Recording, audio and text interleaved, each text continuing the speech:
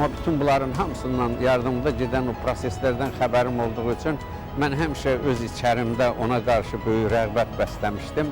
Və sonradan biz şəxsi qeyd etdiyim kimi tanışdıqdan sonra bu dostluğa çevrildi. Çox sədaqətli insan idi. Siyasi proseslərdə bir sıxıntı yaşadığım dövrdə Bahas müəllim gördüm mənim qərargahıma gəldi, oğlu Niyazla birlikdə və bütün nəyim varsa sizin qulluğunuzda hazıram, fiziki gücümdən başlayaraq bütün vasitələrlə ifadəsini orada mənə deməklə o bir daha özünün doğmalığını, özünün səmimiyyətini, özünün o insanlara münasibətini ifadə etdi. Görkəmi sərt, zəhmi ağır idi. Fəqət ürəyinin yuxalığından o qədər faydalanılan vardı ki, etibarlı dud çörək qədri bilən kişi idi. Ələsgər Cəfərovun təbirincə desək, o küləklə sovrulanlardan yox, sərt ruzigara sinə gələn kişilərdəndir. O qədər zəngin kolortli idi ki, onu milli ədəbiyyatımızın və kinomuzun ən maraqlı obrazlarına bənzədirdilər. Bahas kişi Böyük Tayaq filmində rast gəldiyimiz Rüstəm əmi obrazını xatırlayıram. Eyni ilə Rüstəm kişi kimi o da sözü bütöv, mərd xarakteri, bütöv xarakterə malik olan bir insan idi. Bahas kişi həddindən artıq səxavətli insan idi. Mənim yadımdadır, iş yoldaşlarından bəzən pulu olmayan və yaxud maddi ehtiyacı olan bir nəfər Bahas kişiyə müraciət edərdisə, dərhal onu razı salardı. Cibində nəyi var çıxardıq verərdi. Belə mərdliyi var idi. Və eyni zamanda Bahas kişi müdafiə eləməyi də bacarırdı. Dost yolunda canından keçməyə hazır olan bir kişi idi. Və mən mətbuatda rast gəldiyim hörmətli Elman müəllimin onu qılınc qurban adlandırması həqiqətən yerinə düşən bir ifadə idi. Bahas kişi bizim elimizin, obamızın, Azərbaycanın ümumiyyətlə o Cahandar ağa obrazında olan bir insan idi. Bu dağların əzəməti, vüqarı onun bütün xarakterinə uyğun gələrdi. Nüfuz, el sevgisi nə fərmanla, nə vəzifə ilə qazanılmır. Nüfuz şəxsiyyətin əzəmətindən doğur. İnsan qəlbindəki işığın radiusundan şöhlələnir. Şəxsiyyət cəsarət və həqiqətpərəstliyi özündə ehtiva etdiyində el ağsaqqalı statusu qazanır. Bahas Qubadov da Allahın ona bəxş etdiyi dəyərli keyfiyyətlərin sayəsində el ağsaqqalı zirvəsinə ucalmışdı. Allah Teala Mir Bahas dayıya o el ağsaqqalı tütünü qazandırmışdı həyatında. Və sizi inandırım ki, bunu qəlbən deyirəm, Allah Teala o kəslərdə bəxtəvər sayır ki, həyatda qoyduğu izlərinə görə öz həyatdan keçəndən sonra onun haqqında müsbət fikirlər səslənsin. Mir Bahas dayı haqqında həmişə həyatdan keçəndən sonra hər bir məclisdə, hər bir yerdə onun haqqında xoş sözlər səslənir. Adam var birindən pul qazanır, var dövlət qazanır, amma mən həyatımda çox işləri, çox təcrübələri, bunu təvəzzüh xatirinə demirəm, həqiqəti deyirəm, ondan öyrənmişəm. Saat 5-də durmağı ondan öyrənmişəm. Təsərrüfata bağlılığı ondan öyrənmişəm. Ailəyə məhəbbəti ondan öyrənmişəm. 2003-cü ildən Xırdalanda yaşayırdı. Amma elə bir ayağı yardımlıda doğma Bürzümbül kəndində idi. Çünki el-oba təəssübkeşliyi, yurda bağlılıq onun xarakterini səciyyələndirən cizgilərdəndir. Bürzümbül yolunu şəxsi vəsaiti hesabına çəkdirdi. O bir işə başlayanda o işin qurtarmasına o qədər o ciddi məsuliyyət daşıyırdı ki, bu işi elə bil ki, öz şəxsi, o ümumi mənafə üçün iş görürdü. Amma ona kənardan baxanda elə bilərdilər ki, bu öz şəxsi mənafə üçün düşünür. Mənim heç vaxt yadımdan çıxmır, yol çəkirdik. Demək, birdən yağış başladı. Bizdə 200 kamaz qrabili o şəxsin rəhbərliyi altında biz əlimizlə çəkdik. Yəni, bu yardımlı Bürzümbül kəndinin arasındakı yolu əllə işlədik. Bizdə o qədər insana ruh verirdi. O qədər insana, o qədər o dayağı olurdu. Onu görəndə insan işləyəndə də yorulmaq bilmirdi. Yağış yağdı, birdən yəni artıq gördüm cəmaət hamısı evə getmək istəyir. Allah sən rəhmət elə o kişini. Dedi bu iş qurtarmayınca biz evə qayıtmayacağıq. Kimliyindən asılı olmayaraq Bahas kişini toy düyünə dəvət eləyərdilərsə, uzaq yolu qət eləyib Bakıların o toy düyünə gələrdi. Və hər dəfə də gələndə bu doğma kollektivə baş çəkər, bizimlə görüşərdi. 2010-cu ildə Yardımlı Xeyriyyə Cəmiyyətinin keçirdiyi sorğuya əsasən Bahas Qubadov ilin ən xeyirxah iş adamı nominasiyasının qalibi oldu. Bahas xeyriyyətçi şəxsiyyətidir. O məscidin, bu kətdə məscidin tikilməsində bunun böyük rolu yox idi. Tikilməsində demək məscidi o tikib. Onda uşaqlar bir qismi Rusiyadə olurdu. Demək onların yardımı sayəsində, baxasın o səxavəti sayəsində Allahın evi tikildi. Bir zümbilə onu bəxş elədi. 6 kilometr yol Elmar müəllim düz Bozayranın üstündeydi. O boşladı yolu çəkən bir prorab kimi deyil. Mühəndis kimi. Bu daşı buradan qoyma ora qoy. Əlinə bütün kəndi çağırış elədi. Kətdən 200 nəfərə qədər adam düzüldü buradan Bozayranın içinə kimi. Bir həftə müddətinə 72 dənə iri yük maşının deməli qum ilə başladı daşının oranı döşəməyə. El yolu, ağac barı, insan yadigarı ilə yaşayır. Onun bu gün qoyub getdiyi yol çəkilib, xeyriyyəçilik yolu, bunların hər biri göz qabağındadır. Onun qoyub getdiyi yadigarı, övladları indi ən qiymətli yadigarıdır.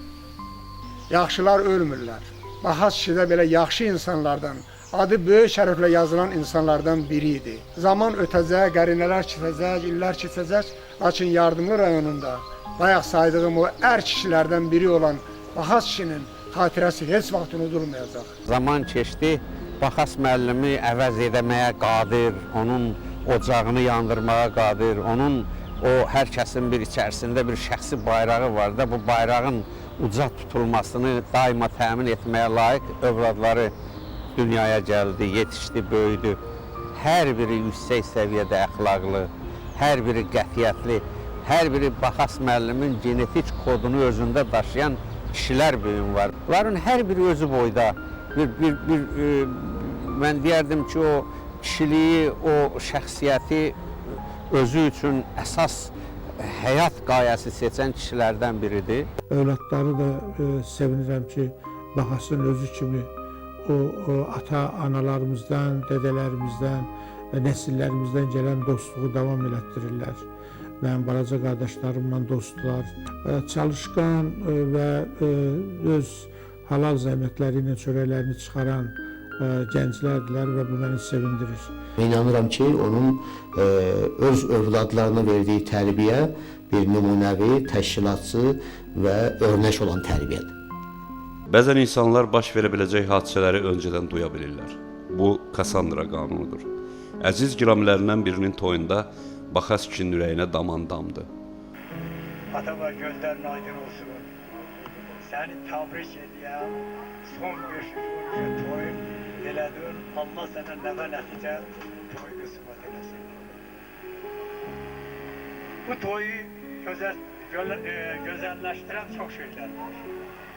Məsələn, bizim bu kəndin ziyanları, bu toyda ziyanlarına bir neçəsi bu toyda iştirak edir.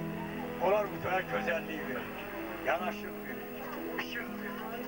Ortaya çıxıb, dağlar salamat qal, duman salamat qal mahnısını sifariş verdi. Qol götürüb oynadı.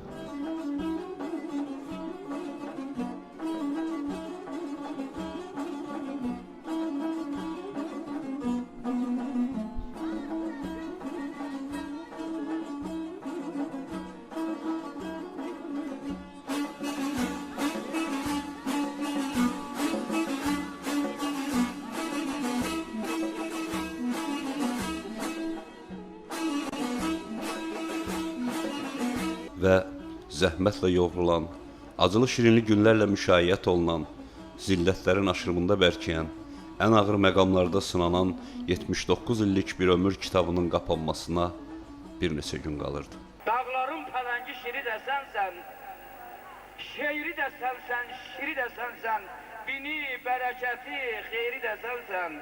Baxas, salamat qal, sağ salamat qal.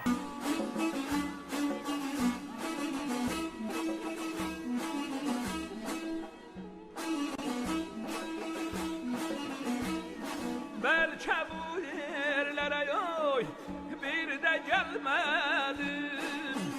Bəlkə bu yerlərə yoy, bir də gəlmədim. Duman salamat qal, dağ salamat qal, dağ salamat qal, dağ salamat qal.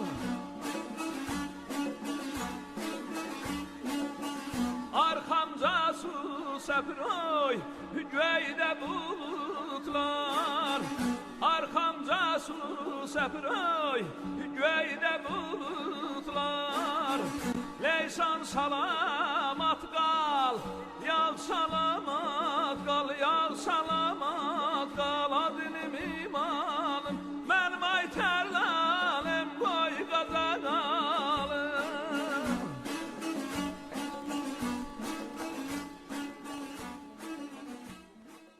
Elə orada ustul-ustul oturaydım, görəydim mənə qalsın. Həyatda səsi götürəydi. Nəvələrin çağırıydı. O evimin yaraşığıydı, həyatımın şahidi.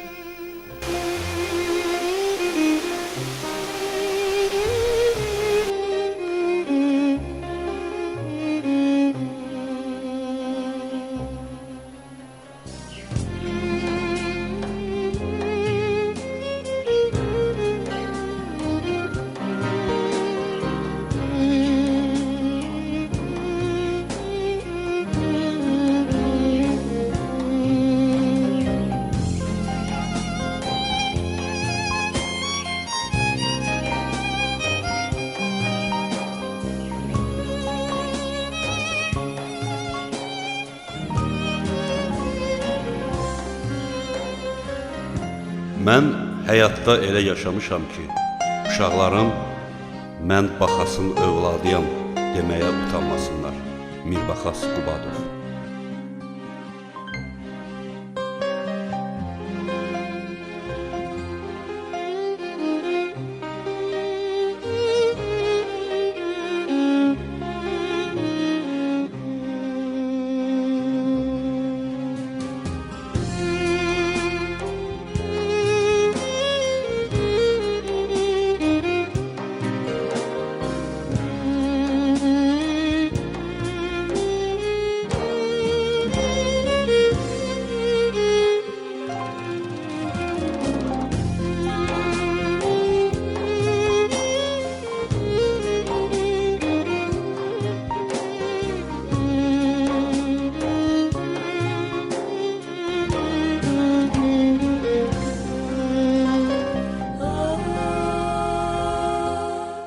Timsalında bütün dedim, yaxşı kişilərin ruhunu yad edir, bir dəqiqəli sükutla.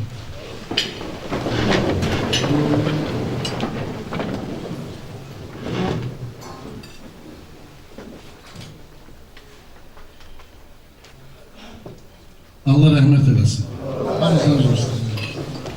Filmi biz əsasən çox fikirləşdik öncə, yəni bir neçə senaryo yazıldı. Və istəyirdik ki, yoldaşın danışma üzərində duraq. Amma yoldaşı biraz danışmaqda çətinlik çəkdiyi üçün biz çox nə yaxşı ki, Fəzail müəllim gözəl danışdı və Fəzail müəllimin demək yoldaşı danışma üzərində duruyor. Bugün Fəzail müəllim burada iştirak edir. Yəni ki, onun da nəticə haqqında sözü olmamış olmaz.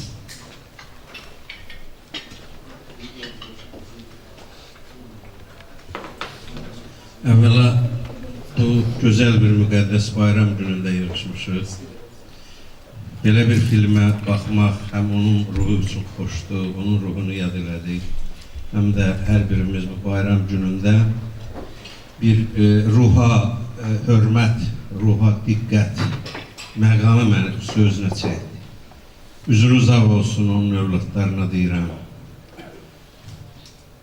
Ata o vaxt yaşayır, əbədi əzəli olur. Onun yaxşı övladı olur. Baxas müəllimin yaxşı övladları var. Bunu yəqin siz tanıyırsınız. Və mən filmdə əsasən sözümü demişəm. Xoşbəxt o insandı, Tanrı ona yaxşı övlad verir. Var, dövlət, hər biri çox padişahlar olub. Məsələn, Şah İsmail Xətai kimi bir dövlət yaradan insanın oğlu Təhmasib davam etdirdi. Təhmasibin oğlu isə yarıkör Xüdabənd dövləti dağıtdı, nəsli dağıtdı, kökü dəyişdi və s. Yəni, şahın özünün də övladı yaxşı deyilsə, o şahlıq taxtacı heç olur. Bu mənada qibdə olması yaxşı mənada bir insan olub, Allah rəhmət eləsin, kökünü qoyub və mən orada bir ifadə işlətdim. Hər ailənin, hər nəslin, hər genetik kodun özünün bayrağı olmalı. ailənin bayrağı dövlətin bayrağı ilə birləşirsə, dövlət bütövlükdə güclü olur. Bunların ailə bayrağı günləri dalğalanır. Bu nəslindən olan, bu soyadından olan hər bir insan o bayrağı götürüb, millətin, xalqın, dövlətin, rayonun qabağına çıxa bilər ki, mən varam, mən nəsiləm, mənim soyadım var. Bu mənada eşq olsun sizə, onun övladlarına deyirəm, belə bir filmi ərsəyə gətirmişsiniz.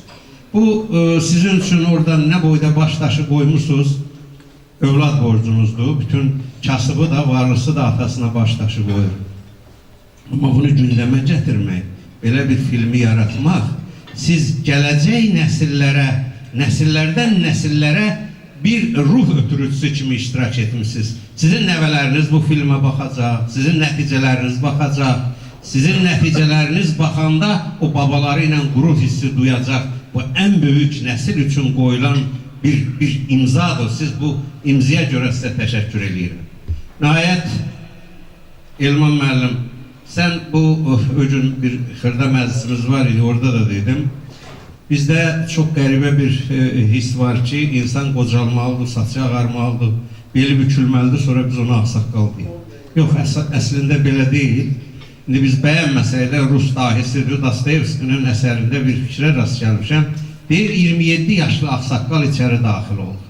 Yəni, insan 20 yaşından ağsaqqallığa başlayır, onun hərəkəti, sambalı, böylüyü, tədricən onun ətraf mühit özü qəbul edir və qəbul elətdirir və nəticədə ağsaqqal olur. Sən də bu rayonun bir ağsaqqallıq missiyasını özlərinə götürmüsən gəncliyində.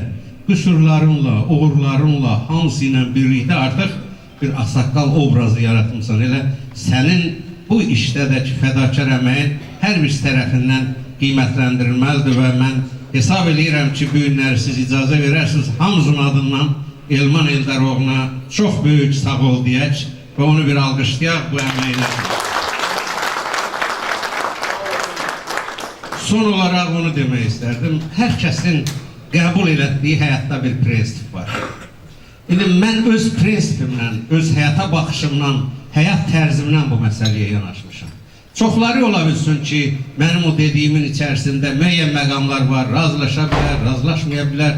Amma bu mənim yanaşmam idi, mənim o kişiyə münasibətim idi. Hər kəsə təbəssüm göstərən və hər kəsin qabağında əriyən, mayiyə dönən və hər kəsin sifarişini yerinə yetirməyə cəhd edən insanları mən qəbul edirəm. Elə şeylər var ki, o sənə məxsusdur. Sən özünü tanıdın, dünyaya gəldin, nə valideyninin, nə qardaşının, nə həyat yoldaşının müəyyən bir əhatə dairəsi var ki, səni əhatə edən dairədir. Ora müdaxilə eləməyə haqqı yoxdur və sən özün də özünə deməlisən, sənin bu işə müdaxilə eləməyə haqqın yoxdur Fəzail. Və ora toxunulmaz bir aləmdir. O şəxsiyyətdir, o ləyaqətdir, o bütövlükdür, bir sifətdir, söz sahibi olmalıdır. Amma elə şeylər var ki, biz bəzən onun fəlsəfəsini düz anlaya bilmirik. Məsələn, bax götürək, bibər acıdır da, öz dadı var onun. Amma bütün yeməklərdə biz məcbur oluruq ondan istifadə eləməyə. O bibərin öz dadı var, acı dadı var. Bax, insanlar deyilərdir, acı ola bilər. Amma öz dadındadır, öz dadındadırsa qəbul olunur. Bəzən süfrəyə heyva gətirirlər, alma ilə heyvanın calağından. Yəqin yemişsiniz. Bilinmir bu heyva dadıdır ya alma dadıdır. Amma baxırsan bunun bazburutuna, meyvəsinə filana, adam istəyir bundan bir onunu yesin. Amma heç bir dilim yemək olmur, onun dadı yoxdur. Amma acı heyvanın öz dadı, o bir almanın da hər birinin özünə məxsus dadı var.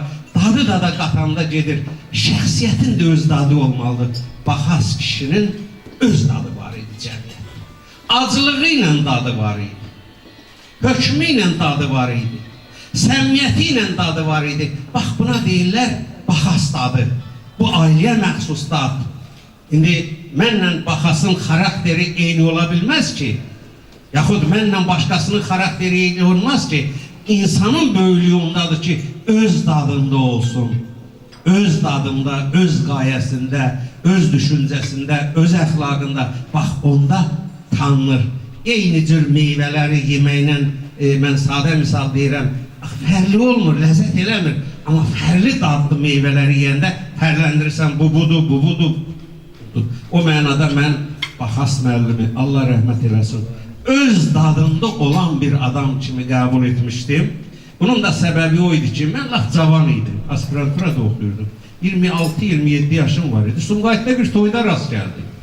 Bu sən məni tanıyırmış, bizim ailəni tanıyırmış. O vaxt biz qardaşlar biraz yaxşı oxuduğumuz üçün rayonda söz-söhbət institutuna girməyə, aspirantura edilməyə, bu da məni tanıyırmış. Birdən mikrofonda dedi ki, bizim nəslin adından, bizim elin obanın cavan istedadlı bir insanı Fəzail müəllim danışacaq. Birinci dəfədir mən